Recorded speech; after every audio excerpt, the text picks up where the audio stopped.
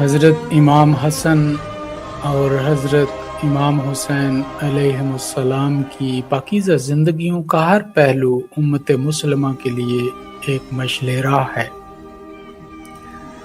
آج میں یہاں کسی عام سے تاریخی واقعے پر بات کرنے کے لیے نہیں، بلکہ ایک بہت اہم اور دلدوز واقعے پر بات کرنے بیٹھا ہوں، اور ہم اس گہری بصیرت کو سمجھنے کی کوشش کریں گے جو ان دونوں بھائیوں کے فیصلوں میں چھپی ہوئی تھی۔ خاص طور پہ حضرت امام حسن علیہ السلام کے بارے میں تو بہت سارے لوگ ان کے وقت میں بھی تنقید کرنے والے پائے گئے اور آج تک کرنے والے بے شمار ہیں۔ دوسری طرف آج یہ ہونا چاہیے تھا کہ یزید کا نام لیوا کوئی نہ ہوتا، لیکن حیرت انگیز بات یہ ہے کہ مسلمانوں کے اندر ہی ایک بہت بڑا گروہ ہے جو آج بھی یزید کی ستائش کرتا ہے، تعریفیں کرتا ہے اور اپنا راستہ جہنم کی طرف صاف کرتا ہے۔ اکثر لوگ تاریخ کو صرف سیاسی نقطہ نظر سے دیکھتے ہیں، لیکن ان دونوں عظیم ہستیوں کے اقدامات کو سمجھنے کے لیے انسان کو اپنے اندر روحانی گہرائی پیدا کرنی چاہیے، ورنہ ان کے وجود سمجھ نہیں آ سکتے۔ آپ دیکھیے کہ رسول اللہ صلی اللہ علیہ وسلم نے اپنے پیارے نواسے امام حسن علیہ السلام کے بارے میں بچپن میں ہی ایک عظیم پیش گوئی فرما دی تھی۔ آپ نے فرمایا تھا کہ میرا یہ بیٹا سید ہے اور عنقریب اللہ اس کے ذریعے مسلمانوں کے دو بڑے گروہوں میں صلح کروائے گا۔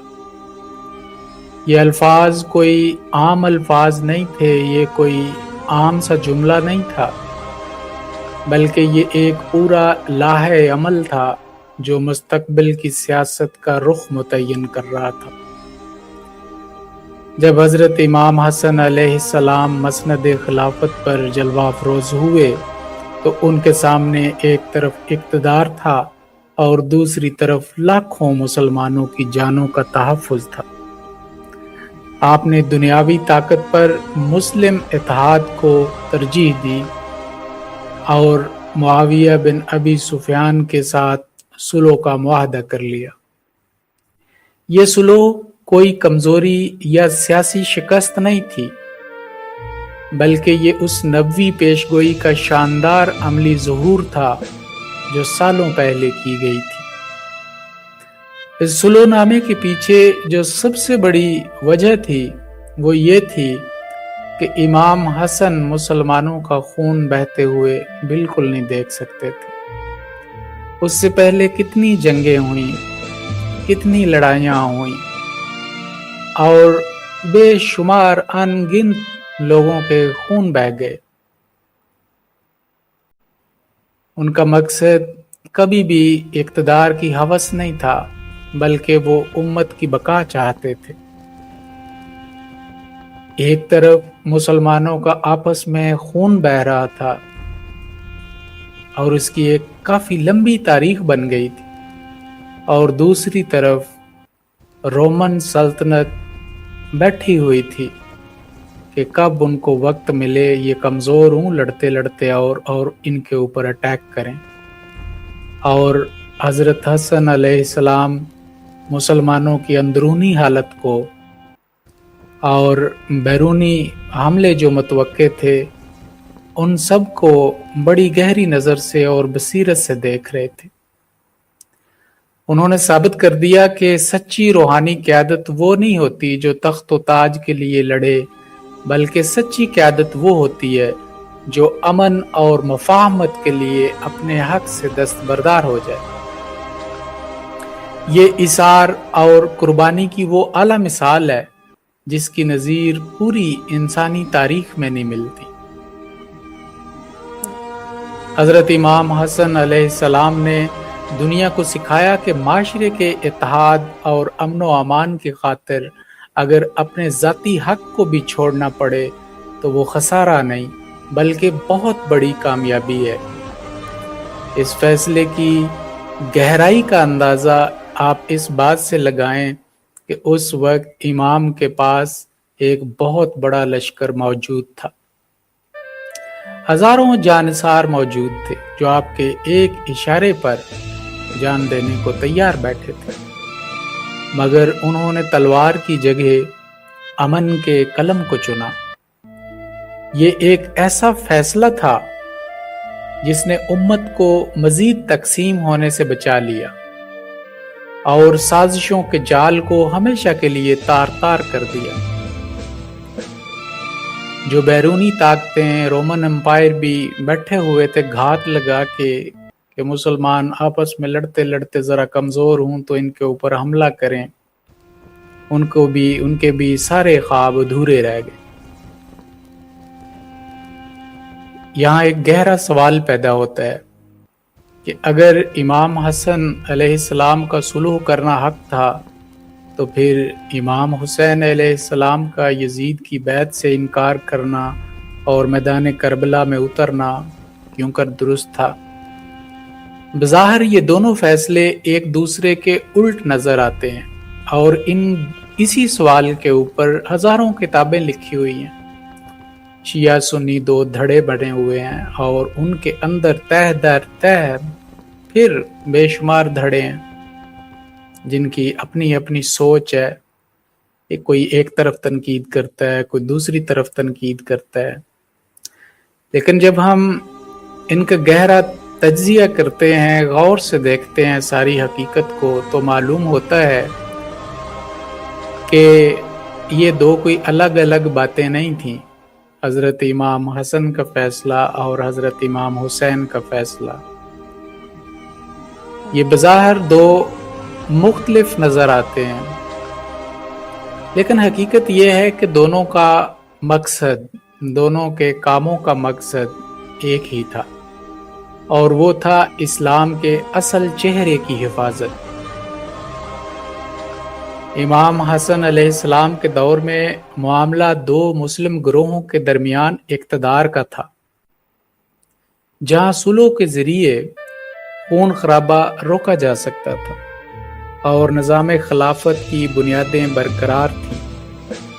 لیکن جب حضرت امام حسین کا دور آیا تو یزید نے اسلامی اقدار کا حلیہ ہی بدلنا شروع کر دیا تھا، اور وہ خلافت کو ایک موروثی بادشاہت اور آمریت میں اس نے تبدیل کر دیا تھا۔ حضرت امام حسین علیہ السلام نے محسوس کیا کہ اب خاموش رہنے کا مطلب دین کے بنیادی ڈھانچے کی تباہی کو قبول کرنا ہے، جبکہ یہ والی کیفیت حضرت امام حسن علیہ السلام کے سامنے پیش نہیں تھی۔ وہاں اور کیفیت تھی، حضرت امام حسین کے سامنے اور کیفیت تھی۔ حضرت امام حسین کی طبیعت اور ان کا ایمانی ضمیر یہ کبھی گوارا نہیں کر سکتا تھا کہ وہ ایک ایسے شخص کے ہاتھ پر بیعت کریں جو کھلم کھلا احکام الہی کا مذاق اڑا رہا ہو۔ امام حسین نے اپنا فیصلہ پوری بصیرت کے ساتھ کیا اور واضح فرما دیا کہ مجھ جیسا شخص یزید جیسے شخص کی بیعت کبھی نہیں کر سکتا۔ یہاں انہوں نے اپنی ذات کی بات نہیں کی بلکہ دونوں کے کرداروں کا موازنہ کیا۔ دنیا کی محبت نے یزید کو بالکل اندھا کر دیا تھا، وہ طاقت کے نشے میں چور ہو کر انسانیت کی تمام حدیں پار کر چکا تھا۔ اس کے برعکس امام حسین آپ کی ہستی بڑی پاک اور بڑی مطہر اور بہت پاکیزہ تھی، جنہیں خود اللہ تعالیٰ نے اپنے ہاتھ سے پاک کیا اور اپنی محبت سے سیراب کیا۔ وہ جنت کے جوانوں کے سردار ہیں اور ان کے خلاف دل میں ذرا سا بھی بغض رکھنا انسان کے اپنے ایمان کی بربادی کا راستہ ہے۔ امام حسین کا بیعت نہ کرنے کا فیصلہ کوئی سیاسی ضد نہیں تھی، بلکہ وہ ایک اصولی موقف تھا جس پر وہ آخری سانس تک قائم رہے۔ اور کتنا خوفناک ابتلا تھا جو آپ نے اپنے آخری وقت میں دیکھا۔ اپنے سارے گھر والوں کو قربان کر دیا، اور قربان ہونے سے پہلے ان سب نے کیسی کیسی اذیتیں دیکھی، لیکن ان میں سے کسی کے بھی پاؤں ذرا بھی ان میں لغزش نہیں آئی، نہ ڈگمگائے۔ کربلا کا میدان دراصل اسی اصولی جنگ کا نقطہ عروج تھا، جہاں ایک طرف دنیاوی ساز و سامان کی کثرت تھی اور دوسری طرف صرف 72 نفوس پر مشتمل ایمان کا وہ مضبوط قلعہ تھا جو کسی صورت جھکنے کو یا تباہ ہونے کو تیار نہیں تھا۔ امام حسین نے ثابت کیا کہ جب دین کی بنیادیں خطرے میں ہوں تو پھر جان کی پرواہ نہیں کی جاتی۔ انہوں نے اپنے پورے خاندان کی قربانی دے دی، لیکن باطل کے سامنے سر نہیں جھکایا۔ امام حسن کی صلح نے مسلمانوں کے خون کو بچایا، اور امام حسین کی قربانی نے اسلام کے نظریے کو ہمیشہ کے لیے زندہ کر دیا۔ اگر امام حسن صلح نہ کرتے تو مسلمانوں کی نسلیں آپس میں لڑ کر ختم ہو جاتی، اور جو باقی ماندہ بچتے رومن امپائر حملہ کرنے کو تیار بیٹھی ہوئی تھی۔ تو جب آپ سارے اس وقت کے حالات کو دیکھیں کہ مسلمانوں کے اندر کیا ہو رہا تھا اور بیرونی طاقتیں کیا سوچ رہی تھیں، تو پھر آپ کو پتہ چلے کہ حضرت امام حسن علیہ السلام کے فیصلے کی اس وقت کیا افادیت تھی۔ اور اگر حضرت امام حسین بیعت کر لیتے تو اسلام کا حقیقی چہرہ مسخ ہو کر رہ جاتا۔ ان دونوں بھائیوں نے مل کر دین کے دونوں ستونوں یعنی امن اور بقائے باہمی کے ساتھ ساتھ حق اور انصاف کے لیے ڈٹ جانے کے اصولوں کو مکمل طور پر واضح کر دیا۔ ہمیں یہ سمجھنا چاہیے کہ ان پاک ہستیوں کا ہر عمل خدا کی رضا کے تابع تھا، نہ کہ ان کے اوپر بیجا تنقید کرنی چاہیے۔ خدا کا خوف دل میں ہونا چاہیے، اور معاملات کو اور تاریخی واقعات کو اپنے اندر ایک روحانیت پیدا کر کے دیکھنا چاہیے، اور بیجا تنقید نہیں کرنی چاہیے، کیونکہ ان دونوں سے جو بغاوت کا راستہ لوگ اختیار کرتے ہیں وہ اپنے لیے جہنم کا ایک راستہ بناتے ہیں۔ جب ہم ان کی زندگیوں کا مطالعہ کرتے ہیں تو ہمیں معلوم ہوتا ہے کہ سچی قیادت کا معیار دنیاوی حکومت کا حصول نہیں ہے، بلکہ لوگوں کے دلوں میں خدا کا خوف اور معاشرے میں عدل کا قیام ہے۔ آج کی دنیا میں جہاں اقتدار کے لیے ہر حد پار کر دی جاتی ہے، وہاں حضرت امام حسن علیہ السلام کا صلح نامہ اور امام حسین کا انکار ہمیں سکھاتا ہے کہ اقتدار اور اخلاق کی اہمیت کرسی سے کہیں زیادہ ہے۔ ان دونوں بھائیوں کا کردار ایک ہی سکے کے دو رخ ہیں، جن کا مقصد صرف اور صرف انسانیت کی فلاح اور سچائی کا بول بالا کرنا تھا۔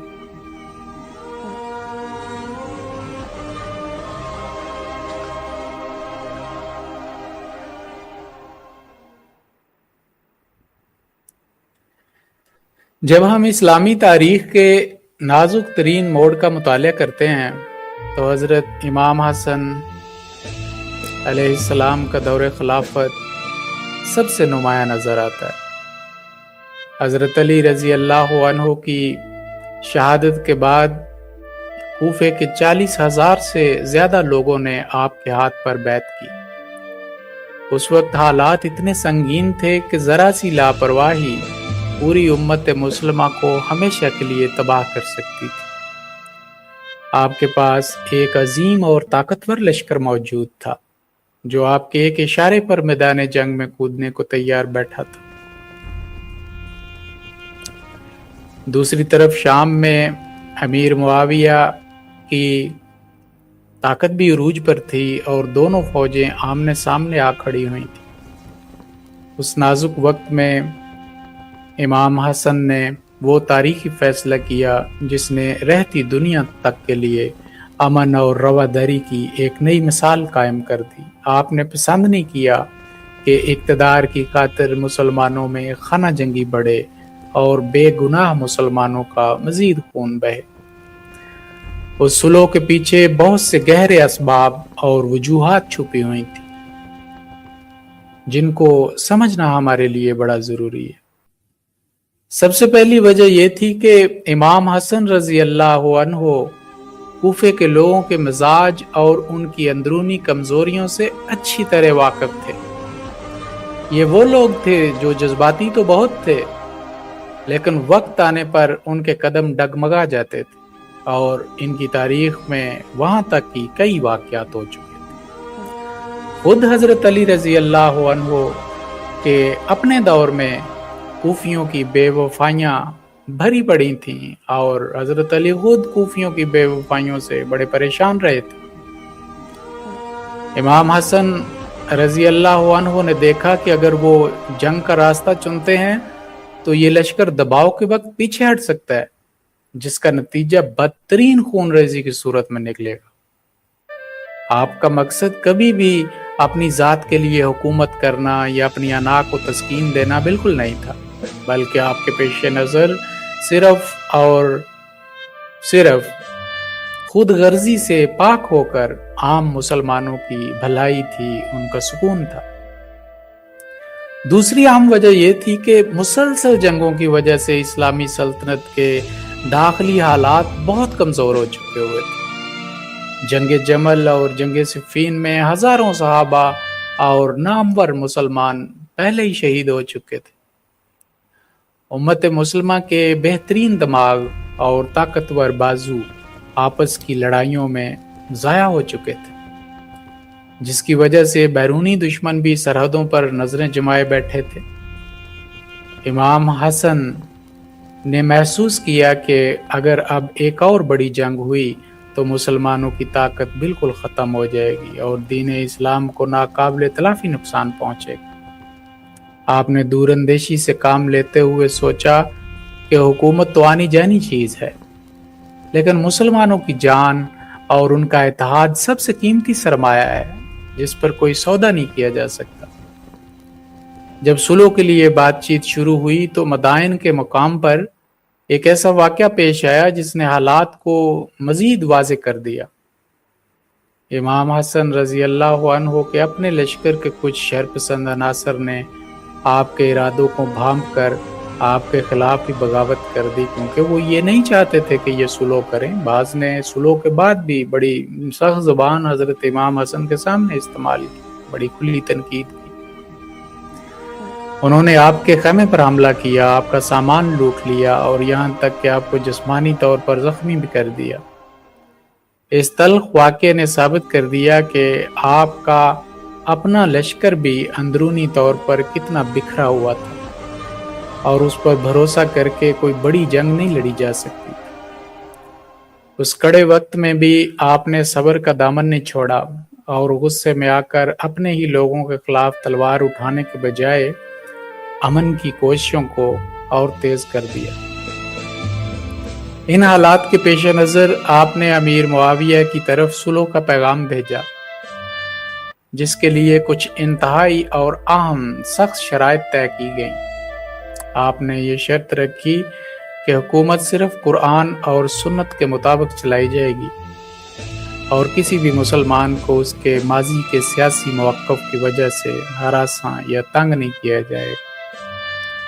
اس کے علاوہ آپ نے کوفہ اور اہل بیت کے چاہنے والوں کے جان و مال کے تحفظ کی بھی مکمل ضمانت لی۔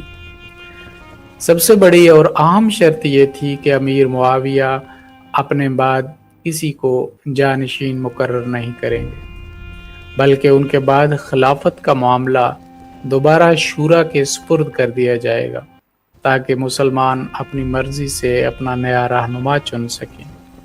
حضرت امیر معاویہ نے ان تمام شرائط کو تسلیم کر لیا اور یوں صلح کا یہ تاریخی معاہدہ مکمل ہوا۔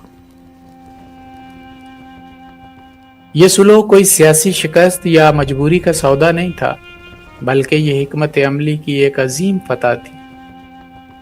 امام حسن نے خلافت سے دستبردار ہو کر دنیا کو دکھا دیا کہ سچا رہنما وہ ہوتا ہے جو امت کے فائدے کے لیے اپنی سب سے بڑی چیز بھی قربان کر دے۔ آپ نے ثابت کیا کہ منصب اور کرسی صرف ایک ذریعہ ہیں، اصل مقصد امن کا قیام اور انسانی جانوں کی حفاظت ہے۔ اگر آپ اس وقت جنگ کا فیصلہ کرتے تو تاریخ کا رخ بالکل مختلف ہوتا اور شاید مسلمانوں کا وہ اتحاد کبھی واپس نہ آ پاتا جو اس صلح کی وجہ سے ممکن ہوا۔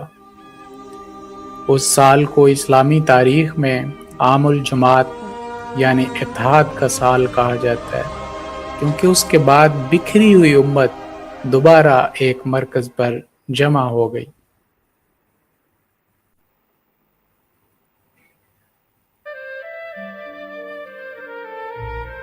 واقعہ کربلا کی اصل روح اور گہرائی کو سمجھنے کے لیے ہمیں اس کے تاریخی پس منظر اور ان وجوہات کو جاننا بڑا ضروری ہے جن کی وجہ سے تاریخ کا یہ عظیم ترین معرکہ پیش آیا۔ جب ہم سن 60 ہجری کے حالات کو دیکھتے ہیں تو ہمیں معلوم ہوتا ہے کہ حضرت امیر معاویہ کی وفات کے بعد اسلامی معاشرے میں ایک بہت بڑی تبدیلی آئی۔ اب تک اسلام میں قیادت کا معیار تقوی، پرہیزگاری اور مسلمانوں کی باہمی مشاورت ہوا کرتا تھا، جس کو خلافت راشدہ کا نظام کہا جاتا ہے۔ لیکن یزید کے برسر اقتدار آتے ہی یہ موروثی بادشاہت اور ملوکیت میں تبدیل ہو گیا، جہاں عوام کی رائے کی کوئی حیثیت نہیں رہی تھی۔ یہ صرف ایک شخص کی تبدیلی نہیں تھی، بلکہ یہ پورے اسلامی نظام حکومت کا رخ موڑنے کی ایک کوشش تھی جس نے دین کی بنیادوں کو ہلا کر رکھ دیا تھا۔ یزید نے تخت پر بیٹھتے ہی سب سے پہلا کام یہ کیا کہ مدینہ کے گورنر ولید بن عتبہ کو ایک خاص خط لکھا۔ اس خط میں اس نے صاف حکم دیا کہ مدینہ کی 3 بڑی اور معزز ہستیوں یعنی حضرت امام حسین، حضرت عبداللہ بن زبیر اور حضرت عبداللہ بن عمر سے ہر حال میں ان کی بیعت لی جائے۔ یزید اچھی طرح جانتا تھا کہ جب تک مدینہ کی یہ جلیل القدر صحابہ، خاص طور پر نواسہ رسول امام حسین، اس کی حکومت کو تسلیم نہیں کریں گے، تب تک اس کی بادشاہت کو پوری دنیا کے مسلمان دل سے قبول نہیں کریں گے۔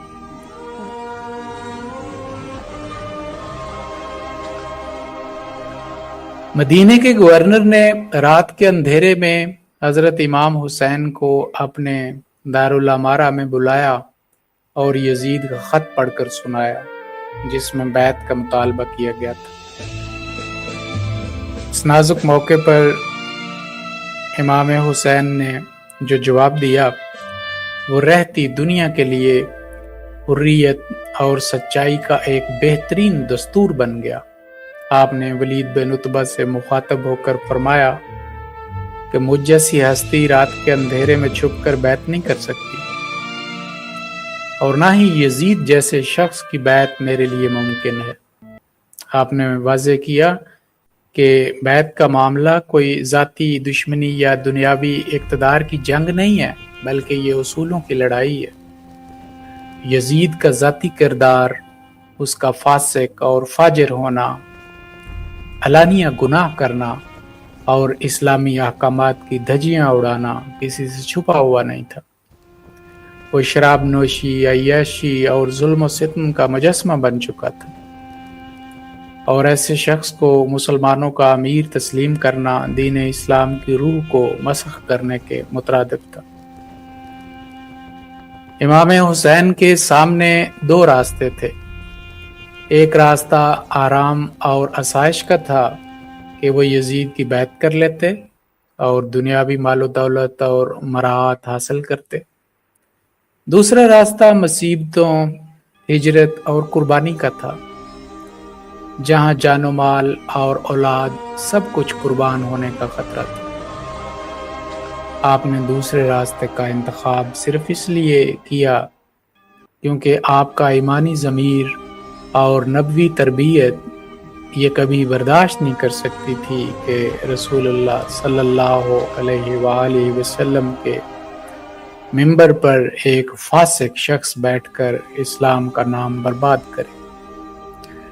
آپ نے محسوس کیا کہ اگر آج انہوں نے خاموشی اختیار کر لی اور یزید کے ہاتھ پر بیعت کر لی تو آنے والی نسلوں کے لیے یہ غلط پیغام چلا جائے گا کہ اسلام میں ظلم، آمریت اور ملوکیت سب کچھ جائز چیزیں ہیں۔ امام حسین کا انکار دراصل اسلام کے اصل چہرے کو بچانے کی ایک الہی مہم تھی۔ آپ نے خلافت اور ملوکیت کے فرق کو ہمیشہ کے لیے واضح کر دیا۔ خلافت کا مطلب اللہ کی زمین پر اس کے احکامات کو نافذ کرنا اور عدل و انصاف قائم کرنا ہے، جبکہ ملوکیت کا مطلب اپنی ذات اور خاندان کی حکومت کو مضبوط کرنا ہوتا ہے۔ امام حسین نے اپنے عمل سے ثابت کر دیا کہ جب دین اسلام کی بنیادی اقدار خطرے میں ہوں تو پھر کسی بڑے سے بڑے جابر سلطان کے سامنے بھی سر نہیں جھکایا جا سکتا۔ آپ کی قربانی نے یزیدیت کے مکر و فریب کے چہرے سے وہ نقاب الٹ دیا جو وہ اسلام کے نام پر اوڑے ہوئے تھا۔ مدینے کے حالات جب بہت زیادہ کشیدہ ہو گئے اور جان کا خطرہ بڑھ گیا تو حضرت امام حسین رضی اللہ عنہ نے اپنے نانا کے شہر کو چھوڑنے کا ایک بھاری فیصلہ کیا۔ آپ اپنے اہل بیت اور بچوں کو ساتھ لے کر مکے کی طرف روانہ ہو گئے تاکہ حرم خدا کی پناہ میں رہ کر اس معاملے کا کوئی پرامن حل نکالا جا سکے۔ مکے میں قیام کے دوران آپ کو کوفہ کے لوگوں کی طرف سے ہزاروں خطوط موصول ہوئے جن میں انہوں نے یزید کے ظلم کا شکوہ کیا تھا اور آپ کو اپنا حقیقی رہنما مان کر کوفہ آنے کی دعوت دی تھی۔ امام حسین نے ان کے ایمان کو پرکھنے کے لیے اور حقیقت کو جاننے کے لیے اپنے چچا زاد بھائی حضرت مسلم بن عقیل کو کوفہ بھیجا تاکہ وہ وہاں کے اصل حالات کا جائزہ لے سکیں، کیونکہ کوفیوں کو امام بھی بڑی اچھی طرح جانتے تھے۔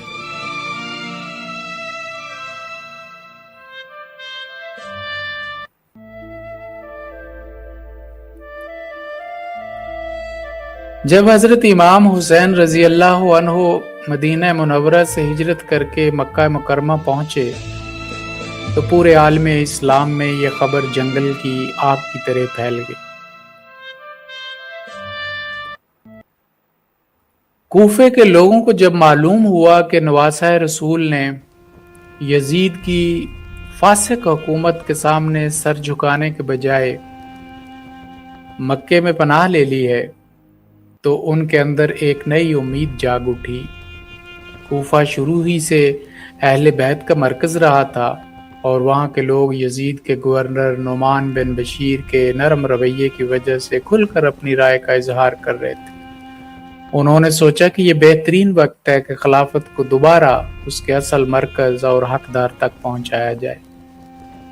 اسی تڑپ میں کوفے کے مسلمانوں نے امام حسین کو سینکڑوں اور ہزاروں کی تعداد میں خطوط لکھنا شروع کر دی۔ ان خطوط میں کوفے کے لوگوں نے اپنی وفاداری کا یقین دلایا اور لکھا کہ ہمارا اس وقت کوئی سچا امام اور رہنما نہیں ہے، آپ جلدی کوفہ تشریف لائیے تاکہ ہم سب آپ کے ہاتھ پر بیعت کر کے حق کا ساتھ دیں۔ انہوں نے یہ بھی لکھا کہ ہمارے پاس نہ کوئی امیر ہے اور نہ ہم یزید کے گورنر کے پیچھے جمعے کی نماز پڑھتے ہیں، اگر آپ تشریف لائیں تو ہم باطل قوتوں کو یہاں سے نکال باہر کریں گے۔ خطوط کا یہ سلسلہ اتنا بڑھ گیا کہ روزانہ قاصد مکے پہنچتے اور امام کے سامنے خطوط کے ڈھیر لگا دیتے۔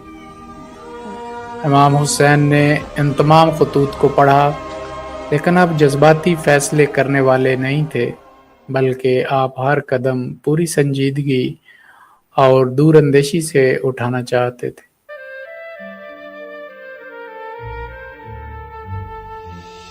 حالات کا صحیح اور عینی جائزہ لینے کے لیے حضرت امام حسین نے ایک انتہائی اہم فیصلہ کیا۔ آپ نے اپنے چچا زاد بھائی حضرت مسلم بن عقیل کو اپنے پاس بلایا، جو کہ انتہائی بہادر، سمجھدار اور بڑے وفادار انسان تھے۔ امام نے ان سے فرمایا کہ آپ کوفہ جائیں اور وہاں کے حالات کا اپنی آنکھوں سے معائنہ کریں۔ اگر کوفے کے بزرگوں اور عوام کی رائے واقعی وہی ہے جو ان کے خطوط میں لکھی ہے تو مجھے فوراً لکھیں تاکہ میں مکے سے کوفے کی طرف روانہ ہو جاؤں۔ حضرت مسلم بن عقیل نے اپنے امام کے حکم پر سر تسلیم خم کیا اور مکے سے کوفے کے اس تاریخی اور پرخطر سفر پر روانہ ہو گئے۔ جب حضرت مسلم بن عقیل کوفہ پہنچے تو وہاں کا منظر دیکھنے والا تھا۔ کوفے کے لوگوں نے ان کا ایسا شاندار اور والہانہ استقبال کیا جس کی مثال نہیں ملتی۔ آپ کو مختار ثقفی کے گھر پر ٹھہرایا گیا، جہاں روزانہ ہزاروں لوگ آپ کی زیارت کے لیے آنے لگے۔ چند ہی دنوں کے اندر کوفے کے 18,000 سے زیادہ مسلمانوں نے حضرت مسلم بن عقیل کے ہاتھ پر امام حسین کے لیے بیعت کر لی۔ کوفے کی گلیوں اور بازاروں میں حق کا نعرہ گونج رہا تھا اور بظاہر ایسا لگتا تھا کہ پورا شہر امام حسین کا منتظر بیٹھا ہے۔ یہ سب دیکھ کر حضرت مسلم بن عقیل کا دل مطمئن ہو گیا اور انہوں نے مکے خط لکھا کہ یہاں کے حالات بالکل سازگار ہیں، آپ بغیر کسی تاخیر کے کوفہ تشریف لے آئیں۔ دوسری طرف جب شام میں یزید کو کوفے کے ان بدلتے ہوئے حالات کی خبر ملی تو وہ بری طرح گھبرا گیا۔ اسے معلوم تھا کہ اگر امام حسین کوفے پہنچ گئے تو اس کی حکومت کا خاتمہ یقینی ہے۔ اس نے فوراً ایک انتہائی ظالم اور مکار شخص عبید اللہ بن زیاد کو بصرہ کے ساتھ ساتھ کوفے کا بھی نیا گورنر مقرر کر دیا اور اسے حکم دیا کہ وہ جیسے بھی ہو کوفے کے اس انقلاب کو کچل دے۔ ابن زیاد رات کے اندھیرے میں اپنا چہرہ چھپا کر کوفے میں داخل ہوا تاکہ لوگ اسے امام حسین سمجھیں، اور جب لوگوں نے اس کا استقبال کیا تو اس نے اپنا نقاب ہٹا کر اپنی اصل شکل دکھائی، جس سے پورے شہر میں خوف و ہراس پھیل گیا۔ ابن زیاد نے کوفے کا کنٹرول سنبھالتے ہی دہشت گردی اور ظلم کا بازار گرم کر دیا۔ اس نے کوفے کے بڑے بڑے قبیلے کے سرداروں کو دربار میں بلایا اور انہیں یزید کے انعامات کا لالچ دیا اور ساتھ ہی انکار کی صورت میں قتل اور خاندانوں کی تباہی کی سخت دھمکیاں دیں۔ یہ مکارانہ چال اتنی تیزی سے کام کر گئی کہ وہ سردار جو کل تک حضرت مسلم کے ساتھ کھڑے تھے اپنے قبیلے کے لوگوں کو ڈرانے دھمکانے لگے۔ خوف کا یہ عالم تھا کہ مائیں اپنے بیٹوں کو اور بیویاں اپنے شوہروں کو حضرت مسلم کا ساتھ چھوڑنے پر مجبور کرنے لگے، کیونکہ وہ ابن زیاد کے ظلم سے ڈر چکی تھیں۔ وہ اپنے ظلم کے لیے بڑا مشہور تھا۔ اس کا نتیجہ یہ ہوا کہ وہ 18,000 کی فوج جو حضرت مسلم کے پیچھے نماز پڑھتی تھی، دیکھتے ہی دیکھتے غائب ہو گئی۔ شام کے وقت جب حضرت مسلم بن عقیل مسجد سے باہر نکلے تو وہ کوفے کی گلیوں میں بالکل اکیلے تھے، اور ان کا کوئی ایک رہنما یا مددگار بھی باقی نہیں بچا تھا جو انہیں رات گزارنے کے لیے جگہ دیتا۔ آپ کو توآ نامی ایک نیک خاتون نے اپنے گھر میں پناہ دی، لیکن اس کے بیٹے نے لالچ میں آ کر ابن زیاد کو مخبری کر دی۔ ابن زیاد نے ایک بڑا لشکر بھیج کر حضرت مسلم کو گرفتار کر لیا اور انہیں دارالعمارہ کی چھت پر لے جا کر انتہائی بے دردی سے شہید کر دیا اور آپ کا جسد مبارک نیچے گرا دیا۔ کوفے کے لوگوں نے دنیاوی خوف اور لالچ کے سامنے اپنے ایمان کا سودا کر دیا۔ وہ لوگ جو خط لکھ کر امام کو بلا رہے تھے، ابن زیاد کی تھوڑی سی سختی بھی برداشت نہ کر سکے، اور انہوں نے اپنے سچے رہنما کے سفیر کو اکیلا چھوڑ دیا۔ دوسری طرف امام حسین مکے کے امن کو برقرار رکھنے اور حج کے دوران خون ریزی سے بچنے کے لیے اس بڑی تبدیلی سے بالکل بے خبر اپنے پورے خاندان کے ساتھ کوفے کی طرف روانہ ہو چکے تھے۔ آپ کو راستے میں معلوم ہوا کہ کوفہ بے وفا ہو چکا ہے، لیکن آپ نے سفر جاری رکھا کیونکہ آپ کا مقصد حکومت کا حصول نہیں تھا بلکہ باطل کے خلاف گواہی دینا تھا۔ جب حضرت امام حسین رضی اللہ عنہ کا قافلہ مکہ مکرمہ کی حدود سے نکل کر عراق کی سرزمین کے قریب پہنچا تو صحرا کی تپتی ہوئی ہواؤں نے اس عظیم سفر کے کٹھن ہونے کا احساس دلانا شروع کر دی۔ آپ اپنے اہل بیت، معصوم بچوں اور چند وفادار ساتھیوں کے ساتھ آہستہ آہستہ آگے بڑھ رہے تھے، اور اب تک کوفے کی بدلتی ہوئی صورتحال کی تلخ خبریں بھی آپ تک پہنچ چکی تھیں۔ مکے سے عراق تک کا یہ سفر صرف میلوں کا فاصلہ نہیں تھا، بلکہ یہ حق اور باطل کے درمیان کھینچی جانے والی اس لکیر کا آغاز تھا جو قیامت تک کے لیے نمایاں ہونی تھی۔ امام حسین خوب جانتے تھے کہ اب واپسی کا کوئی راستہ نہیں ہے، کیونکہ وہ ایک ایسے مشن پر نکل چکے تھے جہاں سے پیچھے ہٹنا اصولوں کی موت تھا۔ عراق کی سرحد کے اندر داخل ہوتے ہی ذو حسم کے مقام پر دور سے ایک بڑا لشکر مٹی اڑاتا ہوا نمودار ہوا، جس کی قیادت حر بن یزید تمیمی کر رہا تھا۔ یہ یزید کی سرکاری فوج کا 1000 سواروں پر مشتمل دستہ تھا، جسے خاص طور پر امام کا راستہ روکنے اور انہیں گھیر کر ابن زیاد کے سامنے پیش کرنے کے لیے بھیجا گیا تھا۔ جب یہ لشکر پہنچا تو شدید گرمی اور پیاس کی وجہ سے ان کے گھوڑے اور سپاہی نڈھال ہو چکے تھے۔ امام حسین نے کمال انسانیت اور نبوی اخلاق کا مظاہرہ کرتے ہوئے نہ صرف حر کے تمام فوجیوں کو اپنے پاس موجود ذخیرے سے پانی پلایا، بلکہ ان کے گھوڑوں کی پیاس بھی بجھائی، چاہے وہ دشمن ہی کیوں نہ تھے۔ پانی پینے کے بعد جب نماز کا وقت ہوا تو حضرت امام حسین نے حر اور اس کے پورے لشکر سے مخاطب ہو کر فرمایا کہ میں یہاں اپنی مرضی سے نہیں آیا، بلکہ مجھے تمہارے شہر کے لوگوں نے سینکڑوں خطوط لکھ کر بلایا ہے۔ آپ نے اپنے ساتھ لائے ہوئے اور جین سے وہ خطوط نکال کر ان کے سامنے رکھ دیے تاکہ وہ اپنی بدعہدی کو دیکھ سکیں۔ اور نے یہ دیکھ کر کہا کہ ہم ان خطوط لکھنے والوں میں سے نہیں ہیں، اور ہمیں صرف یہ حکم ملا ہے کہ ہم آپ کا راستہ روکیں اور آپ کو یہاں سے جانے نہ دیں، یہاں تک کہ آپ کو ابن زیاد کے دربار میں پہنچا دیں۔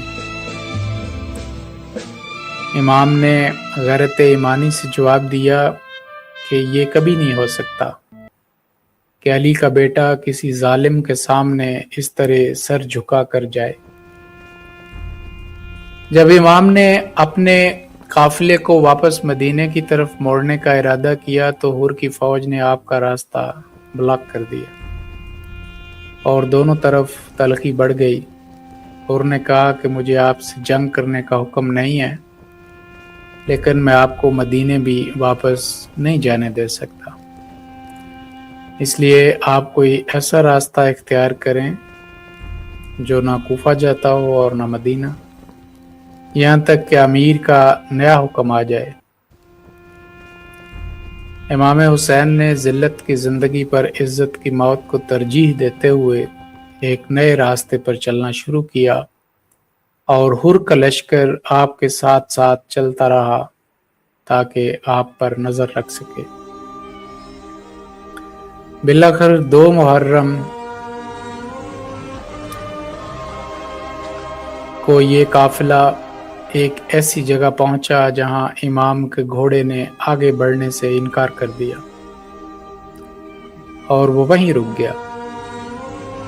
آپ نے وہاں کے مقامی لوگوں سے اس جگہ کا نام پوچھا تو انہوں نے بتایا کہ اس زمین کو نینوا یا غازریہ کہتے ہیں، لیکن اس کا ایک اور نام کربلا بھی ہے۔ کربلا کا نام سنتے ہی امام کے چہرے پر ایک گہرا تاثر ابھرا اور انہوں نے فرمایا کہ یہی وہ کرب اور بلا کی جگہ ہے جہاں ہمارے اونٹ بیٹھیں گے، جہاں ہمارا خون بہے گا اور جہاں ہماری قبریں بنیں گی۔ آپ نے وہیں اپنے خیمے لگانے کا حکم دے دیا اور یوں تاریخ کا وہ تپتا ہوا میدان آباد ہو گیا جہاں صبر کی سب سے بڑی داستان لکھی جانی تھی۔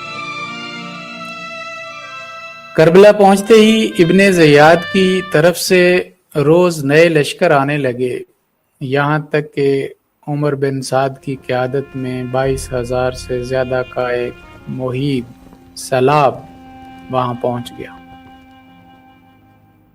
ان ظالموں نے انسانیت کی تمام حدیں پار کرتے ہوئے 7 محرم کو امام کے خیموں پر دریائے فرات کا پانی بند کر دیا۔ اس تپتے ہوئے صحرا میں جہاں لو چل رہی تھی، رسول اللہ کا پورا خاندان جس میں 6 ماہ کے علی اصغر اور تڑپتی ہوئی خواتین بھی شامل تھیں 3 دن تک پیاسا رہا۔ پانی کی ایک ایک بوند کے لیے بچے بلک رہے تھے، لیکن دشمن کے دلوں پر پتھر پڑ چکے تھے اور وہ دریائے فرات کی لہروں کو دیکھ کر خوش ہو رہے تھے۔ اس شدید ترین آزمائش اور پیاس کی حالت میں بھی امام حسین کے پائے استقلال میں ذرا برابر بھی لغزش نہیں آئی۔ آپ صبر و شکر کا وہ عظیم پہاڑ بنے رہے جس کے سامنے دنیا کی تمام طاقتیں ہیچ نظر آ رہی تھیں۔ آپ نے اپنے ساتھیوں کو جمع کر کے فرمایا، جو میرے ساتھ رہے گا وہ شہید کر دیا جائے گا، اس لیے جسے جانا ہے وہ رات کے اندھیرے کا فائدہ اٹھا کر نکل جائے۔ لیکن ایک بھی وفادار نے آپ کا ساتھ چھوڑنے سے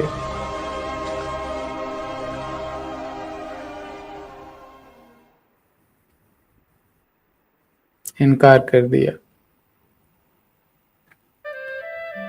یہ اس بات کا ثبوت تھا کہ امام حسین کے ساتھ جو لوگ تھے وہ دنیاوی فائدے کے لیے نہیں بلکہ حق کی گواہی کے لیے اپنی جانیں ہتھیلی پر لیے کھڑے تھے۔ کربلا میں پیاس کو ایک ہتھیار کے طور پر استعمال کیا گیا تھا تاکہ امام کو ذہنی اور جسمانی طور پر توڑا جا سکے، لیکن دشمن یہ نہیں جانتا تھا کہ جس کی تربیت علی اور فاطمہ نے کی ہو اسے پانی بند کر کے جھکایا نہیں جا سکتا۔ امام حسین نے پیاس برداشت کر کے دنیا کو دکھا دیا کہ حق کے اصول اتنے مقدس ہوتے ہیں کہ ان کے لیے زندگی کی بنیادی ترین ضرورت کو بھی قربان کیا جا سکتا ہے۔ یہ جنگ پانی یا زمین کی نہیں تھی بلکہ یہ اس نظریے کی جنگ تھی کہ طاقتور کا ظلم بڑا ہے یا مظلوم کا صبر۔ 10 محرم کی صبح جب کربلا کے افق پر نمودار ہوئی تو کائنات کی تاریخ کا وہ عظیم اور دردناک ترین دن شروع ہوا جس کی یاد آج بھی ہر انسان کی آنکھ کو نم کر دیتی ہے۔ تپتے ہوئے صحرا پر سورج اپنی پوری آب و تاب کے ساتھ چمک رہا تھا اور ریت کے ذرات کی طرح دہک رہے تھے۔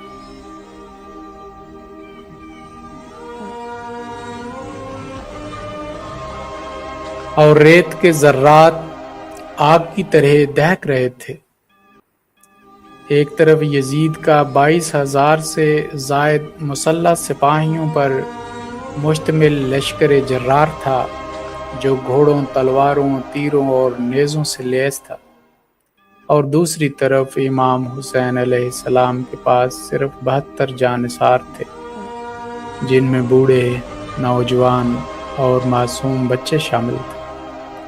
پیاس کی شدت اپنے عروج پر تھی، خیموں میں بچوں کے بلکنے کی آوازیں آ رہی تھیں، مگر اس کے باوجود حق کے ان سپاہیوں کے چہروں پر خوف کا ایک سایہ بھی موجود نہیں تھا، بلکہ وہ اپنے سچے امام کی قیادت میں شہادت کا جام پینے کے لیے بے چین تھے۔ معرکہ شروع ہونے سے پہلے امام نے کمال حجت کے طور پر دشمن کی صفوں کے سامنے جا کر ایک آخری اور تاریخی خطبہ دیا۔ آپ نے بلند آواز میں فرمایا کہ اے لوگو، اپنے گریبانوں میں جھانک کر دیکھو کہ میں کون ہوں۔ کیا میں تمہارے نبی کا نواسہ نہیں ہوں؟ کیا میں علی اور فاطمہ کا بیٹا نہیں ہوں؟ کیا تم نے ہی مجھے خطوط لکھ کر یہاں نہیں بلایا تھا؟ آپ کی اس حق پرست آواز نے دشمن کے دلوں کو ہلا کر رکھ دیا، اور یہی وہ لمحہ تھا جب یزیدی فوج کا ایک نامور کمانڈر حر بن یزید تمیمی توبہ کر کے اپنے گھوڑے کو دوڑاتا ہوا امام کے قدموں میں آ گرا۔ حر نے اپنے کیے کی معافی مانگی اور یزید کی دنیاوی چمک دمک کو ٹھکرا کر حق کے اس چھوٹے سے قافلے میں شامل ہونا پسند کیا جس نے ثابت کیا کہ سچی بصیرت انسان کو آخری وقت میں بھی بدل سکتی ہے۔ جنگ کا آغاز ہوا تو امام حسین کے جانثاروں نے بہادری کی وہ نئی تاریخ لکھی جس کی مثال پوری دنیا کے جنگی قوانین میں نہیں ملتی۔ ایک ایک کر کے امام کا ایک ایک ساتھی میدان کارزار میں جاتا، دشمن کے درجنوں سپاہیوں کو واصل جہنم کرتا اور زخموں سے چور ہو کر زمین پر گر جاتا۔ جب انصار اہل بیت سب کے سب حق پر قربان ہو چکے تو بنی ہاشم کے شہزادوں کی باری آئی۔ حضرت امام حسن کے چاند جیسے بیٹے حضرت قاسم میدان میں گئے اور پامال ہو کر شہید ہوئے۔ اس کے بعد امام حسین کے ہم شکل اور ہم شکل پیغمبر بیٹے حضرت علی اکبر نے میدان کا رخ کیا اور سینے پر برچھی کا پھل کھا کر اپنے نانا کے حضور پہنچ گئے۔ سب سے زیادہ دلدوز منظر اس وقت سامنے آیا جب امام حسین اپنے 6 ماہ کے معصوم بچے علی اصغر کو ہاتھوں پر اٹھا کر خیموں سے باہر لائے۔ بچے کی زبان پیاس کی وجہ سے سوکھ کر کانٹا ہو چکی تھی اور وہ سوکھی ہوئی لکڑی کی طرح تڑپ رہا تھا۔ امام نے دشمنوں سے مخاطب ہو کر فرمایا کہ اگر تمہاری نظر میں گنہگار ہوں تو اس معصوم بچے کا کیا قصور ہے؟ اسے تو تھوڑا سا پانی پلا دو۔ مگر رحم کرنے کے بجائے یزیدی فوج کے بے رحم تیر انداز ارملہ نے ایک 3 بھال والا زہر آلود تیر چلایا جو معصوم علی اصغر کی ننھی سی گردن کو چیرتا ہوا امام کے بازو میں پیوست ہو گیا۔ امام نے اس معصوم کا خون اپنے ہاتھوں میں لے کر آسمان کی طرف اچھالا اور خدا کی رضا پر سر تسلیم خم کر دیا۔ جب خاندان اور انصار کے تمام مرد شہید ہو چکے تو نواسہ رسول امام حسین مکے اور مدینے کے اس پورے قافلے میں تنہا رہ گئے۔ آپ نے اپنے زخمی اور نڈھال جسم پر تلوار اٹھائی اور غضبناک شیر کی طرح یزیدی فوج پر ٹوٹ پڑے۔ آپ جس طرف رخ کرتے دشمن کی صفیں گاجر مولی کی طرح کٹتی چلی جاتی اور سپاہی خوف کے مارے ادھر ادھر بھاگنے لگتے۔ پیاس، بھوک اور سینکڑوں زخموں کے باوجود علی کے بیٹے کی تلوار کی وہ ہیبت تھی کہ کسی میں سامنے سے آ کر وار کرنے کی جرأت نہیں ہو رہی تھی۔ ظالموں نے دور کھڑے ہو کر آپ پر تیروں اور پتھروں کی بارش شروع کر دی، یہاں تک کہ آپ کا پورا جسم مبارک تیروں سے چھلنی ہو گیا اور آپ گھوڑے کی زین سے زمین پر تشریف لے آئے۔ عصر کا وقت ہو چکا تھا اور تپتی ہوئی ریت پر کائنات کا سب سے مقدس خون بہہ رہا تھا، مگر امام کی زبان پر اب بھی اپنے رب کا شکر اور ذکر جاری تھا۔ جب آپ نے زندگی کی آخری نماز کے لیے سجدے میں اپنا سر مبارک زمین پر رکھا تو ملعون شمر ذوالجوشن کے حکم پر سنان بن انس آگے بڑھا اور اس نے انتہائی بے دردی سے رسول اللہ کے پیارے نواسے کا سر مبارک جسم سے جدا کر دیا۔ کلمہ پڑھنے والے مسلمانوں نے اپنے ہی نبی کی آل پر وہ ظلم ڈھایا جس کے تصور سے عرش الہی بھی کانپ اٹھا۔ کربلا کی مٹی خون سے رنگین ہو گئی اور نواسہ رسول نے اپنی جان کا نذرانہ دے کر دین اسلام کے شجر کو ہمیشہ کے لیے سیراب کر دیا۔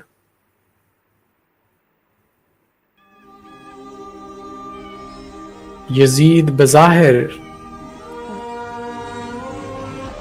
اس کو ایک جنگ بنا کے ایک جنگ ظاہری طور پر جیت گیا اور امام حسین شہید ہو گئے، لیکن تاریخ نے ثابت کیا کہ یزید کی جیت عارضی اور مٹ جانے والی تھی، جبکہ حسین کی شہادت ابدی زندگی بن گئی۔ یزید نے طاقت، پیسے اور فوج کے زور پر حکومت تو بچا لی، لیکن وہ قیامت تک کے لیے لعنت کا حقدار بن گیا اور اس کا نام ظلم کی علامت بن گیا۔ دوسری طرف امام حسین نے سر کٹا کر بھی باطل کے سامنے بیعت نہیں کی اور دنیا کو سکھا دیا کہ حق کے اصول کسی بھی بادشاہ سے زیادہ طاقتور ہوتے ہیں۔ کربلا دراصل ایک ایسی درسگاہ ہے جو سکھاتی ہے کہ جب ایمان اور ضمیر کا سودا ہو رہا ہو تو وہاں جان دینا کامیابی ہے، جھکنا نہیں۔ یہ داستان پیغام دیتی ہے کہ زندگی کی اصل خوبصورتی اور کامیابی جینے کی طوالت میں نہیں بلکہ اس بات میں ہے کہ انسان کس اصول پر زندگی گزارتا ہے۔ حسین علیہ السلام نے سجدے میں سر کٹا کر نماز کی حرمت، دین کی پاکیزگی اور انسانی آزادی کو ہمیشہ کے لیے زندہ کر دیا۔ آج پوری دنیا میں جہاں کہیں بھی ظلم کے خلاف آواز اٹھتی ہے، وہاں حسین کا نام ایک روشن مشعل بن کر رہنمائی کرتا ہے۔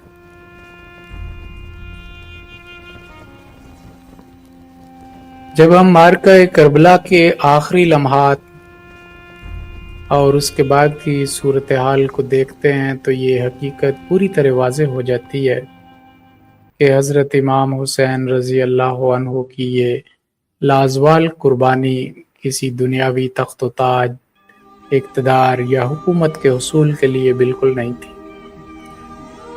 آپ کے پیش نظر کوئی سیاسی فائدہ یا مادی غرض نہیں تھی، بلکہ آپ کا واحد اور سب سے بڑا مقصد صرف اور صرف خلافت راشدہ کے پاکیزہ اصولوں کو بچانا اور دین اسلام کی سچائی کو قیامت تک کے لیے قائم رکھنا تھا۔ آپ نے اپنے عمل سے دنیا کو دکھا دیا کہ جب بات دین کی بنیادوں اور ایمانی اقدار کی ہو تو وہاں کسی قسم کا سیاسی سمجھوتا یا لچک دکھانا دراصل باطل کو مضبوط کرنے کے مترادف ہوتا ہے۔ اسی لیے آپ نے ایک جابر حکمران کے سامنے سر جھکانے پر موت کو ترجیح دی۔ یزید اور اس کے حواری اپنے زوم میں یہ سمجھ رہے تھے کہ وہ ظلم و ستم، پیاس، بھوک اور طاقت کے بے رحمانہ استعمال سے بیعت لے کر جیت جائیں گے۔ وہ سوچ رہے تھے کہ رسول اللہ کے خاندان کو مٹا کر وہ اپنی خاندانی بادشاہت کو ہمیشہ کے لیے محفوظ کر لیں گے اور کوئی ان کے سامنے سر اٹھانے کی جرت نہیں کرے گا۔ لیکن تاریخ نے ان کے اس گھمنڈ کو خاک میں ملا دیا، کیونکہ امام حسین نے اپنا سر کٹا کر یزیدیت کے نظریے کو ہمیشہ کے لیے دفن کر دیا۔ آپ کی اس بے مثال قربانی نے یہ ثابت کر دیا کہ جسمانی طور پر ختم ہو جانے والے اصل میں مرتے نہیں ہیں، بلکہ وہ ابدی زندگی پا لیتے ہیں، جبکہ ظلم کی بنیاد پر قائم ہونے والا اقتدار صفحہ ہستی سے مٹ جاتا ہے۔ آج 1400 سال گزرنے کے بعد اگر ہم دنیا کا نقشہ دیکھیں تو یزید کا نام لینے والا، اس کے طریقے پر فخر کرنے والا یا اس کی یاد منانے والا ہونا تو یہ چاہیے تھا کوئی ایک انسان بھی موجود نہ ہو، مگر حیرت کی بات یہ ہے کہ اب بھی موجود ہیں۔ یزید کا نام تاریخ کے اندھیروں میں ظلم، مکر اور رسوائی کی علامت بن کر رہ گیا ہے۔ اس کے برعکس امام حسین کا نام رہتی دنیا تک پوری انسانیت کے دلوں میں احترام، عقیدت اور بے پناہ محبت کے ساتھ لیا جاتا رہے گا۔ دنیا کو کوئی بھی خطہ ہو، کوئی بھی زبان ہو، جہاں بھی مظلومیت اور حریت کی بات ہوتی ہے، وہاں نواسہ رسول کا نام ایک روشن ستارے کی طرح چمکتا ہوا نظر آتا ہے، جو ہر دور کے انسان کو جابر قوتوں کے خلاف کھڑے ہونے کا حوصلہ دیتا ہے۔ ہمیں امام حسین رضی اللہ عنہ کے اسوہ حسنہ اور ان کے نقش قدم پر چلتے ہوئے ہمیشہ عدل، انصاف، تقوی اور سچائی کا ساتھ دینا چاہیے۔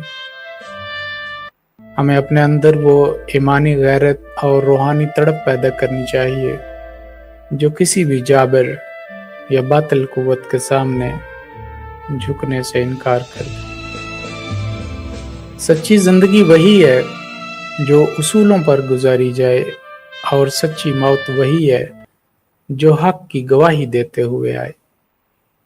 کربلا کا یہ پیغام کسی ایک دور یا ایک واقعے تک محدود نہیں ہے، بلکہ یہ ہر اس انسان کے لیے ایک مستقل لاہ عمل ہے جو خدا کی رضا اور دین کی سربلندی کا طالب ہے۔ قربانی جتنی بڑی ہوتی ہے اس کا اثر بھی اتنا ہی گہرا اور دیر پا ہوتا ہے۔ امام حسین نے اپنے پورے خاندان کی قربانی دے کر امت کو یہ تڑپ دی کہ حق کی قیمت جان سے بھی زیادہ ہوتی ہے۔ اگر آج ہم اپنی زندگیوں میں عدل اور تقوی کو قائم کرنا چاہتے ہیں تو ہمیں کربلا کے اس فلسفے کو اپنے اندر جذب کرنا ہوگا، جہاں ہر چیز لٹانے کے بعد بھی زبان پر خدا کا شکر ہوتا ہے۔ یہی وہ راستہ ہے جو انسان کو دنیا اور آخرت میں سرخرو کرتا ہے اور انسانیت کو سچی آزادی کا راستہ دکھاتا ہے۔